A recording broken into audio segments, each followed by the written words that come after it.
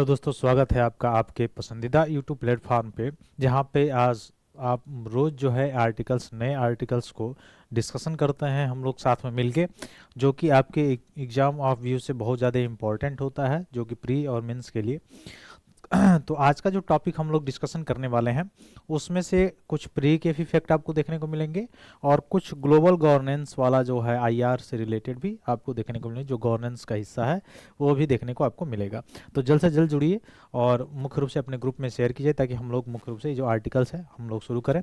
तो रोज़ हम लोग आर्टिकल्स पे डिस्कशन करते हैं। जो आर्टिकल्स होता है, शॉर्ट आर्टिकल्स, जो आपके प्रीलिम्स के लिए खासकर इंपॉर्टेंट होता है और मेंस ओरिएंटेड भी रहता है, तो उसको हम लोग डिस्कशन करें। आज हम लोगों का मुख्य रूप से जो आर्टिकल रहने वाला है वो है WHO के ऊपर, यानी वर्ल्ड हेल्थ ऑर्गेनाइजेशन के ऊपर। ठीक है, तो वर्ल्ड हेल्थ ऑर्गेनाइजेशन ने अंतर्राष्ट्रीय रोग वर्गीकरण का 11वां संशोधन 2025 का संस्करण जारी किया है। तो ये न्यूज में बना हुआ है। तो न्यूज में बना हुआ है तो हम लोगों के लिए क्या विशेष जानकारी इसमें है।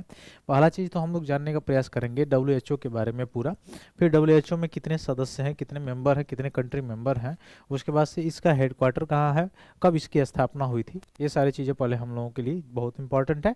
उसके बाद से हम लोग चलेंगे कि ये कौन सा रिपोर्ट है, उसको देखेंगे। तो आइए पहले हम लोग देखते हैं कि WHO जो है, उसमें अगर आप देखेंगे ध्यान से, तो WHO की जो स्थापना होती है, वह स्थापना मुख्यतः कब होती है, तो वह स्थापना आप देखेंगे 1948 में हुई है। कब है? 1948 में।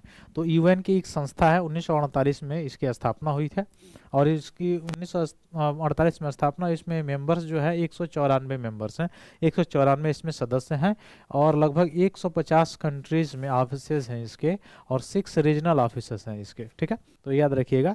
और मिनिस्ट्री ऑफ हेल्थ जो है इसके अंतर्गत आता है, इसका जुड़ाव है इसका। तो ये कब आया था?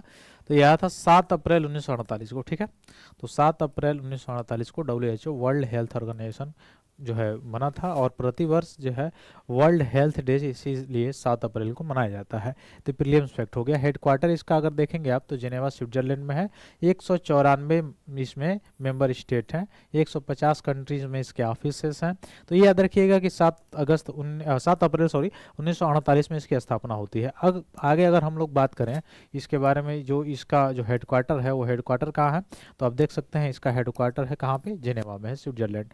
तो जेनेवा स्विट्जरलैंड में है और 7 अप्रैल 1948 को स्थापना। अभी ये न्यूज में और भी बना हुआ था एक कारणों से, जैसे ही ट्रंप ने अमेरिका में जो है वो राष्ट्रपति बने हैं, शपथ लिया है, शपथ लेते ही उन्होंने इसकी फंडिंग रोक दी। ठीक है, तो WHO की भी फंडिंग रोक दी है। तो मुख्य रूप से इससे क्या होता है, और अगर मेंस ओरिएंटेड अगर हम देख रहे हैं तो उसमें हम देखेंगे तो ग्लोबल गवर्नेंस इसका कहीं ना कहीं फेलियर दिखाई दे रहा है। यह आपको कोरोना कोविड-19 के समय भी दिखाई दिया, कोविड-19 में भी आपको दिखाई दिया कि यह WHO बार बार कहता ही रह गया, लेकिन चाइना जो है बताने से इनकार कर दिया कि यह लैब जो है क्या है, किस तरह से है, कैसे कोरोना आया, उसको अभी तक जानकारी पूर्णतः किसी के पास नहीं है। तो यहाँ से ग्लोबल गवर्नेंस का फेलियर है। फिर इसमें से जो ट्रम्प साहब आए हैं वो क्या किया है, इसकी फंडिंग रोक दिए हैं।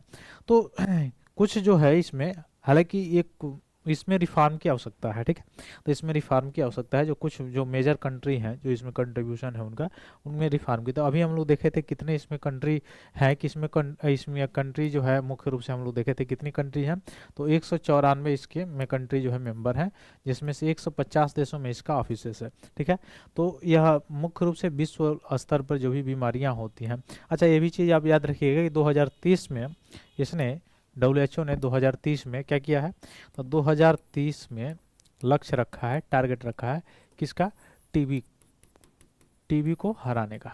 टीबी को हराने का मतलब टीबी को ख़त्म करने का लक्ष्य कितना रखा गया है, 2030 रखा गया है WHO के द्वारा। अच्छा, ये भारत सरकार के द्वारा क्या कितना रखा गया था, 2025 रखा गया था। ठीक है, 2025 रखा गया भारत सरकार के द्वारा। ठीक है, टारगेट टीबी का। ठीक, तो ये भी याद रखेंगे आप लोग साथ साथ।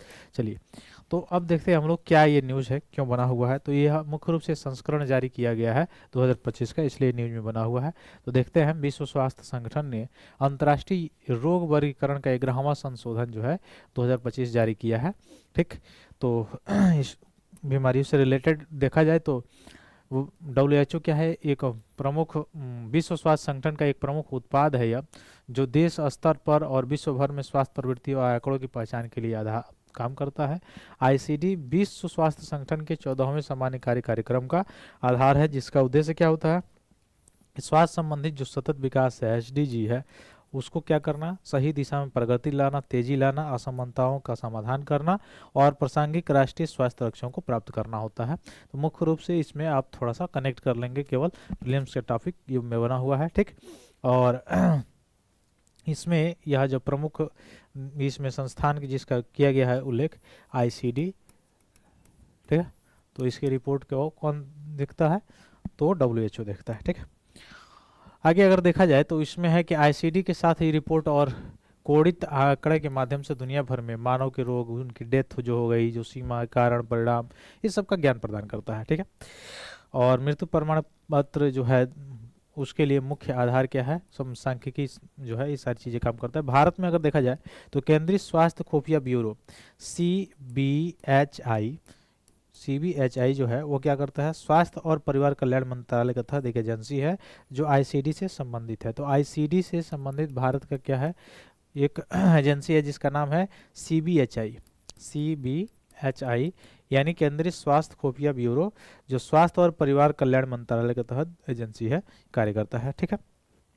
तो ये सारी जानकारी जो थी यह मुख्य रूप से डब्ल्यूएचओ से रिलेटेड थी। जो आपके प्रीलिम्स के लिए फैक्ट बनेंगे वो यहीं बनेंगे कि डब्ल्यूएचओ से क्या क्या जो बन सकता है, वही सारी चीज़ें, बाकी और ज़्यादा इसमें आर्टिकल्स नहीं थे, ठीक है। तो आशा करते हैं सारी चीज़ें आपको समझ में आई होगी। बहुत बहुत धन्यवाद दोस्तों, जय हिंद।